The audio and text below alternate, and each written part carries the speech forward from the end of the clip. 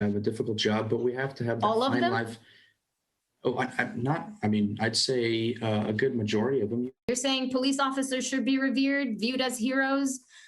They I belong think on it's. TV shows with children that I think children they are watch? heroes in a sense because they come to your need and they come and help you. Who do we call when we're in trouble and someone has a knife or a gun? We I call wouldn't the call the police. police. Why wouldn't you call the police? I don't trust them.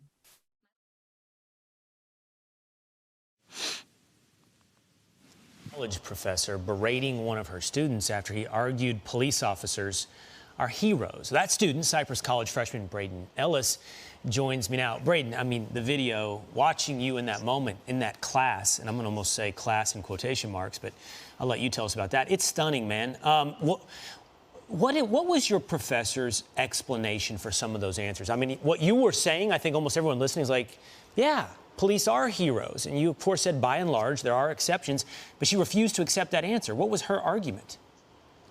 I think her argument, and good morning, and thank you for having me, Will. I appreciate it. I think her argument was, she's more of a left-wing person, and I think she was trying to get a gotcha moment out of me. And I just remained calm and respectful and gentle with her arguments. And I think she was trying to get that gotcha moment and to confuse me and just say, oh, I don't know. Yeah, you said, a left-wing ideology or a left-wing point of view or left-wing agenda. I think you're right, because clearly in the exchange that I can see here, she's talking about the police department, its history, its ties to runaway slaves. She's tying all of this history to men and women in uniform today trying to protect us from someone who might harm us, invade our home, or whatever it may be. And when you brought that up to her in a longer clip, you said, who would you call? Her answer was what, Braden? No one. She wouldn't call anybody. And I was expecting an answer such as she would call a social worker, because a lot of Democrats are calling for social workers. And I was assuming she would say social worker. And she said, no one. And I said, would you have a gun on you? And she said, no.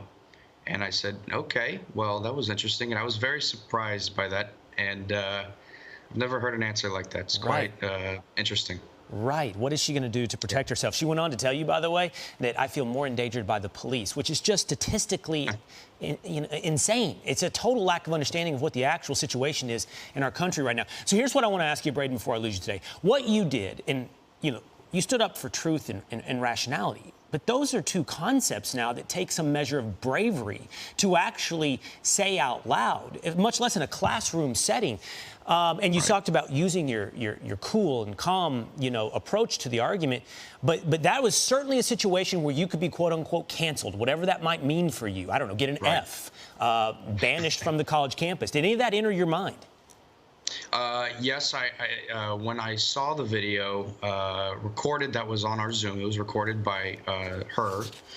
I was worried about my grade, and I was worried about my class and my future at that college. But I think to what to say to the college students that are Republicans or conservatives or even Christians like me, don't be afraid to speak out against what they teach in college. And we as Republicans need to remember that we have the policies. We have strong policies, and we need to remain strong and tough, but do it with gentleness and respect. Who wouldn't want lower taxes and a strong military and safety at home? That's like the best policies you can ever have. It's pretty common sense, too. So I agree. Yeah, free speech used to be a liberal agenda,